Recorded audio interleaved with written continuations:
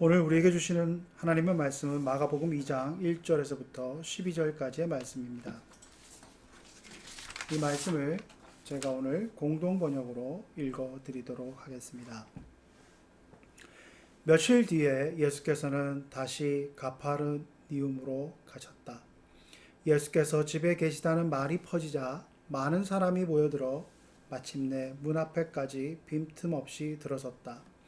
그리고 예수께서는 그들에게 하나님의 말씀을 전하고 계셨다. 그때 어떤 중풍병자를 4사람이 들고 왔다. 그러나 사람들이 너무 많아 예수께 가까이 데려갈 수가 없었다. 그래서 예수가 계신 바로 위에 지붕을 벗겨 구멍을 내고 중풍병자를 묘에 눕힌 채 예수 앞에 달아 내려 보냈다. 예수께서는 그들의 믿음을 보시고 중풍병자에게 너는 죄를 용서받았다 하고 말씀하셨다.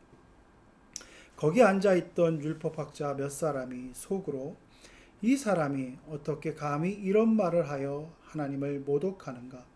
하나님 말고 누가 죄를 용서할 수 있단 말인가 하며 중얼거렸다. 예수께서 그들의 생각을 알아채시고 이렇게 말씀하셨다. 어찌하여 너희는 그런 생각을 품고 있느냐? 중풍병자에게 너는 죄를 용서받았다 하는 것과 일어나 내 요를 걷어가지고 걸어가거라 하는 것과 어느 편이 더 쉽겠느냐? 이제 땅에서 죄를 용서하는 권한이 사람의 아들에게 있다는 것을 보여주겠다. 그리고 나서 중풍병자에게 내가 말하는 대로 하여라. 일어나 요를 걷어가지고 집으로 가거라 하고 말씀하셨다. 중풍병자는 사람들이 보는 앞에서 벌떡 일어나 곧 요를 걷어가지고 나아갔다. 그러자 모두들 몹시 놀라서 이런 일은 정말 처음 보는 일이다 하며 하나님을 찬양하였다. 아멘. 설교를 준비하고 또 마무리하는 데 있어서 그 설교 본문과 내용들을 준비하는 것도 사실 어렵지만 제 개인적으로는 마지막에 그 설교의 제목을 다는 것이 사실 많은 고민이 시간을 보낼 때가 있습니다. 그 설교의 내용을 압축적으로 요약해서 증거하는 그런 제목이 되었으면 하는 바람을 가지고 제목을 정하는데 그것이 너무나도 어떻게 보면 상투적일 때도 있고 또 어떻게 보면 너무나도 뻔한 그런 표현이 되어서 성도님들이 좀 관심을 갖는데 어떻게 되면 마음을 쓰지 않으실까 하는 생각을 가지고 어떻게 하든지 좀 더 이렇게 뭔가 이렇게 어떻게 좀 표현이 그럴 수 있지만 뭔가 이렇게 딱 제목만 봐도 솔깃할 그런 제목을 좀 붙여서 관심도 유도하고 또 본문의 내용들을 압축적으로 증거하는 그런 제목을 달기 위해서 사실 고심을 합니다. 오늘 이제 제목을 보신 분들 가운데는 딱 그 제목 자체를 보면서 떠오르는 것들이 많이 계실 겁니다. 오늘 이 설교 제목을 멋이 중한디라고 하는 전라도 사투리를 제목으로 달았습니다. 아마 뜬금없이 목사가 왜 이 전라도 사투리를 설교 제목으로 달았을까 하고 의아하게 생각하시는 분도 계시겠지만 많은 분들 가운데 2016년에 개봉되어서 많은 흥행을 된 나홍진 감독의 영화 곡성이라고 하는 것을 보신 분이라면 이 대사, 이 제목이 무슨 의미인지를 금방 눈치채셨을 것입니다. 영화의 내용을 길게 설명은 안 하지만 그 영화에 나오는 그 주인공 경찰의 아버지가 살인 용의자로 생각하는 사람의 집에 가서 그 딸의 실내화를 발견하고 나서 그 실내화를 갖고 와서 그 딸에게 묻는 그 내용의 배경이 이 대사가 나오는 배경입니다. 딸한테 그렇게 묻고 이것이 왜 거기서 나왔냐는 듯이 따지듯이 물었을 때 딸이 처음에는 무심하게 얘기하지만 그 아빠한테 멋이 중한디 라고 하는 그 말을 무심하게 던지다가 그 다음에 그 멋이 중한디라고 하는 이 대사, 멋이 중하냐고 하는 이 대사를 가지고 어떻게 보면 광기 어린 모습으로 아빠한테 소리치는 그 장면을 여러분 떠오르신 분이 많이 계실 것입니다. 여기서 영화의 내용을 얘기하자고 드리는 말씀이 아닙니다. 멋이 중한디라고 하는 전라도 사투리가 2016년 당시에 그 세상 속에서 많은 사람들의 마음을 울리는 그런 어떻게 보면 화두와 같은 그런 대사가 되었습니다. 왜냐하면 당시도 그렇지만 지금 많은 부분들에 있어서 본질적인 것을 놓쳐버리고 비본질적인 것에 사람들이 마음을 뺏기는 그런 것들에 대해서 경종을 울리는, 어떻게 보면 영화 대사가 주는 그 내용과는 전혀 어떻게 보면 좀 결이 다를 수도 있겠지만 그 멋이 중한디라고 하는 그 한마디의 대사가 울려지는 그 울림은 상당히 컸다고 생각이 됩니다. 오늘 이 멋이 중한디, 우리가 살아가는 데 있어서 정말 중요한 것이 무엇인가 하는 것들을 생각해 보게 하고, 또 어떻게 보면 표피적인 것, 현상적인 것에서 있어서 많은 중요하고 정말 본질적인 것을 놓쳐버린다고 하는 데 있어서 경종을 울려주게 하는 본문의 말씀이 오늘 우리가 함께 읽었던 말씀입니다. 이 내용은 여러분들 신앙생활을 하신 분들이면 너무나도 잘 알고 있는 말씀입니다. 예수님께서 이 중풍병자를 이렇게 데리고 와서 그 중풍병자를 낫게 하는 과정에서의 여러 가지 상황들 속에서 어떤 목사님은 이 중풍병자의 그 믿음에 대해서, 또 어떤 목사님들은 그 중풍병자를 데리고 온 그 친구들의 믿음에 대해서 강조하여서 각각의 관점에서 그 말씀을 전하신 것들을 많이 들어보셨을 것입니다. 나름대로 의미가 있고 나름대로 우리가 깊이 새겨봐야 될 말씀들일 것입니다. 근데 저는 오늘 이 상황을 당시 유대적인 배경에서 한번 생각해 보았으면 하는 바람을 가지고 여러분에게 이 말씀을 같이 한번 나누고자 합니다. 왜 그러냐 하면 여러분 본문의 말씀 중에서 그 지붕을 뚫고 그 환자를 내렸다라고 하는 그 내용을 오늘날 우리가 살아가고 있는 환경 속에서 보면 의아하게 생각하실 것입니다. 어떻게 지붕을 뚫지? 근데 그 당시에 유대 사회의 어떤 전통적 가옥적인 그 구조를 알게 되면 이건 그렇게 어려운 일은 아니었다는 것을 알 수 있습니다. 왜 제가 이 말씀을 드리냐 하면 말씀을 이해하고 말씀을 생각했을 때 그 말씀이 처해져 있는 문화적이고 사회적인 환경과 배경들을 놓치면 안 된다고 하는, 그리고 그것을 이해하는 과정에서 이 말씀을 바라봐야지 말씀의 진리를 더욱더 깊이 깨달아갈 수 있다고 하는 차원에서 드리는 말씀입니다. 당시 시대적 배경을 아는 사람에게 있어서 지붕을 뚫고 뭔가를 내린다고 하는 것은 그렇게 특이하거나 불가능한 일처럼 보이지는 않았을 것입니다. 오늘을 살아가는 우리에게는 아주 놀라운 일이었지만, 그렇듯이 당시 사람들에게 있어서 행해지는 이 놀라운 일, 이 일 속에서 벌어지는 사건의 의미들을 한번 찬찬히 따라가면서 생각해 보고자 합니다. 예수님께서 이 중풍병자를 고치고자 하는 상황 속에서 중요하게 말씀을 하는 데 있어서 5절 말씀에 이렇게 얘기합니다. 여러분 개역 성경을 한번 보시고 제가 그 공동번역 성경을 읽어드릴 때 한번 보십시오. 그들에게 이렇게 말했습니다. 5절 말씀에 그들의 믿음을 보시고 중풍병자에게 너는 죄를 용서받았다 하고 말씀하셨습니다.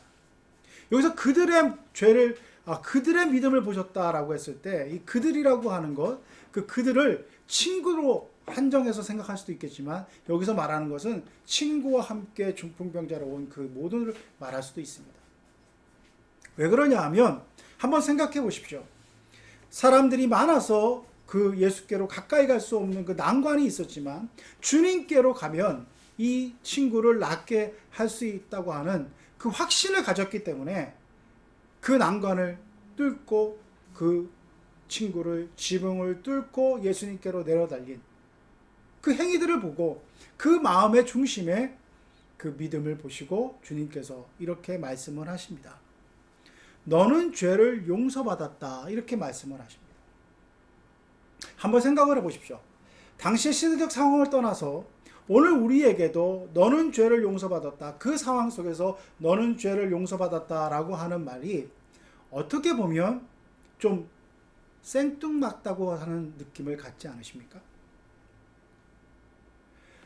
무언가 절박한 상황 속에서 친구들이 그 정말로 지붕을 뚫고 침상을 내려서 예수님께로 그 친구를 데리고 왔는데 그 친구의 상황은 주변 사람들이 보았을 때 알게 될 것입니다. 마비되어진 상황, 어떻게 꼼짝도 할 수 없는 그 상황을 보면 저 병자가 원하는 것이 무엇인가 하는 것을 누구나도 알 수 있을 것입니다. 그런 상황 속에서 주님은 이렇게 말씀하십니다. 그 친구를 낫게 해주고 싶어 하는 그 친구들의 마음은 빨리 일어나라. 뭔가 이렇게 제스처를 취하면서 안수를 하든가 뭘 하든가 해서 그 마비된 몸을 풀어주고, 우리가 중풍병이라고 이렇게 표현했지만 원어상으로는 마비되어졌다는 표현이 더 강할 것입니다. 그래서 마비되어져 있고 중풍병과 같이 그렇게 자기의 육신을 자기 마음대로 할 수 없는 그 상황에서 주님이 그것을 풀어주는 놀라운 이적을 바라고 그들이 왔을 것입니다. 근데 주님은 너는 죄를 용서받았다. 중풍병자에게 죄사함의 선언을 해주고 있습니다. 그 상황 속에서 친구들이나 주변의 사람들의 마음은 어땠을까요? 아니면 그 죄사함 받은 본인의 마음은 어땠을까요? 바람과는 다른 주님의 태도에 짐짓 실망하지 않으셨을까요? 나는 지금 이것을 간절히 원하는데, 병 낫기를 간절히 원하는데 왜 주님은 너의 죄를 용서한다고 이렇게 말씀하실까? 그리고 나서 뭔가 변화가 없습니다. 그때 등장하는 사람이 율법학자들, 바리새파들, 주님을 사사건건 뭔가 걸고 넘어지려고 하는 그들의 눈에 주님의 행위가 바로 마음에 거슬렸습니다. 본문의 내용에 보면 그들은 이렇게 생각합니다. 아니, 저 사람이 신성모독이라는 표현을 씁니다. 오직 죄를 사해 줄 수 있는 분은 하나님 한 분밖에 없는데 자기가 뭐라고 너의 죄를 사한다고 하는 그 선포를 할 수 있을까? 사실 당시의 유대적 배경에 있어서 죄사함의 어떤 이 선포와 그 확인이라고 하는 것은 낯선 것이 아니었습니다. 여러분 잘 아시지 않습니까? 유대인들은 속죄 제물을 바치고 그 제사의 행위를 통하여서 하나님으로부터, 하나님의 대리자의 제사장을 통하여서 내 죄가 이 제물로 말미암아, 이 희생 제물로 말미암아 사함 받았다고 하는 그 확신을 얻는 과정들을 제사를 통해서 어떻게 보면 너무나 친숙하게 경험하는 사람들이었습니다.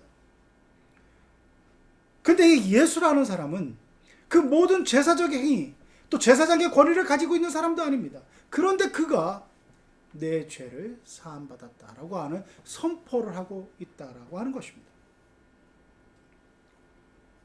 참으로 놀라운, 어떻게 보면 두려운 선포입니다. 그래서 바로 예수님의 이 선포 앞에서 율법을 알고 있다고 하는 그들은 바로 문제 제기를 합니다.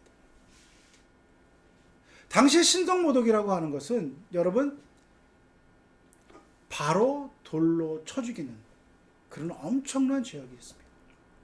하나님의 이름을 함부로 말한다든지 하나님을 망령되이 여기는 그런 행위를 한다든지 이런 것들을 했을 때 어떤 재판 과정도 필요 없습니다. 돌로 쳐 죽일 수 있는 그러한 아주 심각한 그런 죄악으로 인식되었던 것이 당시 유대 사회의 분위기였습니다. 여러분 잘 알고 계시는 것처럼 스데반이 어떻게 죽었습니까? 스데반이 말씀을 전할 때 그들은 신성모독이라고 하는 것, 하나님의 모습이 보이고 그런 스데반의 설교 가운데 그들의 마음 가운데 하나님을 모독한다라고 하는 그런 말을 하고 선동자들을 통하여서 바로 돌로 쳐 죽이는 그런 끔찍한 일이 벌어질 수 있는, 그것이 바로 신성모독이라고 하는 그런 죄악이었습니다. 그만큼 당시대의 그 근본적인 종교적 질서를 무너뜨릴 수 있는 도전을 주님이 하고 계시다는 것을 그들은 언급했습니다. 그때 주님께서 이렇게 말씀하십니다.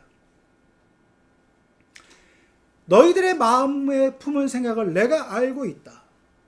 그리고 나서 주님께서 이렇게 그들에게 반문하고 계십니다.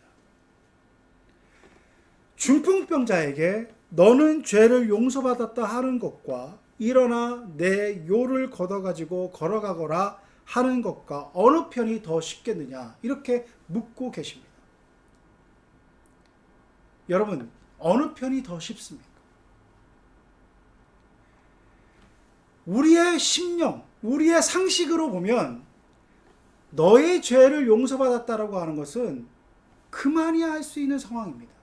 그리고 뭔가 어떠한 선포적인 의미이기 때문에 드러나는 현상이 나타나지 않더라도 그 선포 하나로 끝나서 그 말이 주는 권위는 있지만 뭔가 드러나는 현상으로 보여지는 것이 없다 하더라도 그 선포로 끝나버리면 되는 것이었습니다. 그런데 내 요를 들고 걸어가라고 하는 주님의 이 말씀에는 반드시 그 말에 응하는 행위가 따라야 되고 변화가 있어야 된다고 하는 것입니다. 우리의 상식으로 보면 중풍병자가 일어나 걷는 것이 훨씬 더 어려운 일이고 그것이 이적과 같은 일이었을 것입니다. 그래서 주님은 묻습니다. 어느 것이 더 쉽다고 생각하느냐? 그런데 우리의 생각으로 보면 일어나 걷는 것이 더 어렵다고 여겨지는 그 일이 주님의 관점에서 보면 어떻다고 생각하십니까? 말씀 한마디로 죽은 자를 일으켜 살리시고 무리를 걸으시고 말씀 한마디로 천지 만물을 창조하시는 하나님의 권세를 가지신 하나님의 아들인 예수님께서 중풍병자 하나 일으켜 걸게 하는 것이 어렵겠습니까? 주님의 관점에선 그 이적을 행한다는 것은 쉽고 어려움의 문제가 아니었습니다. 주님이 오늘 이 사건을 통하여서 그 모여진 군중에게 또 우리들에게 하시고자 하는 것은 무엇이 중요한디?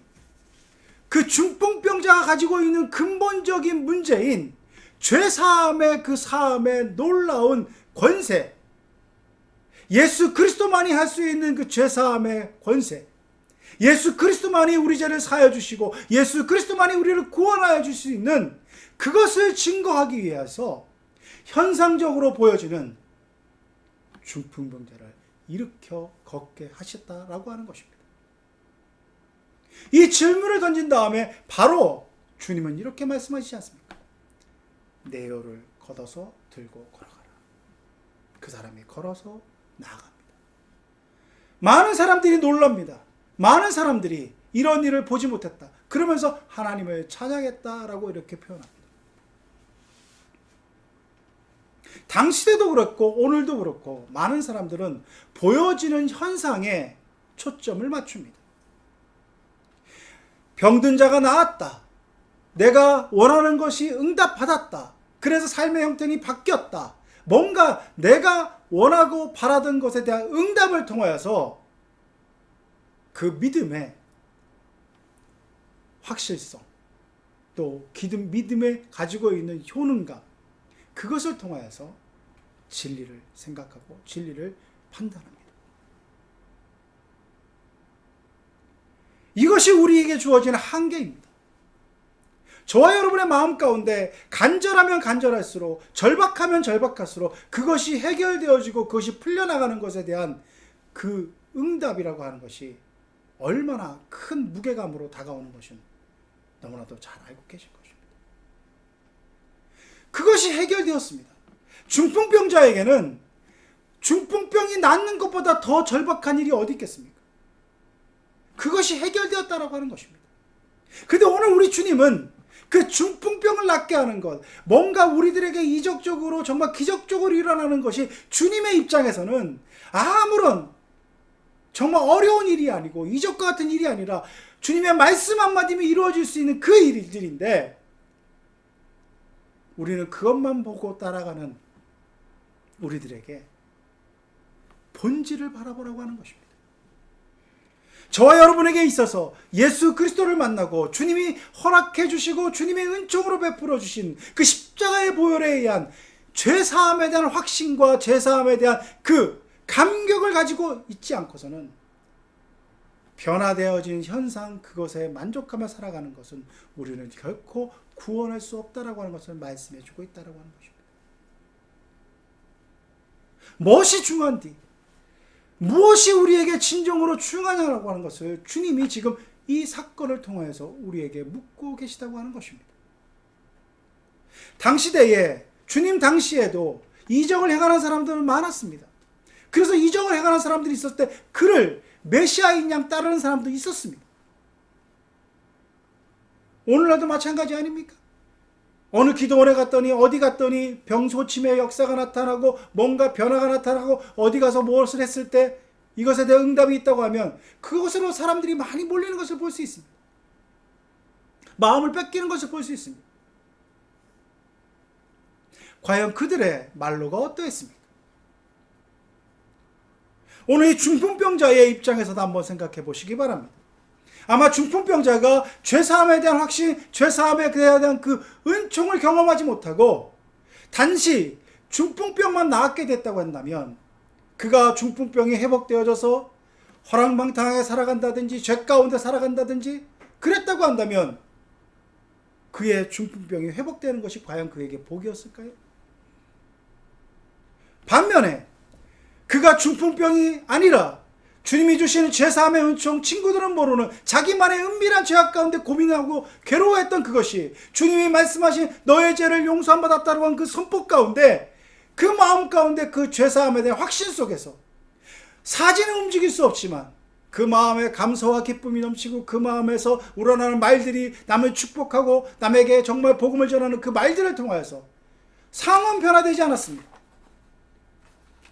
몸을 움직일 수 없는 그 상황은 그대로지만 그의 얼굴에는 광채가 나고 그의 마음 가운데 늘 평안이 있고 그래서 그가 하는 한마디 한마디에 사람들이 위로를 받고 그가 전하는 그 복음의 말씀에 힘을 느끼고 사지는 멀쩡하지 않고 불편한 그대로이지만 그 마음 가운데 주님이 주신 제사함이 주는 그 충만한 은혜에 대한 감격이 그의 삶에 가운데 넘쳐난다고 한다면 무엇이 어떠한 삶이 더 복된 삶이라고 여러분 말씀할 수 있겠습니까?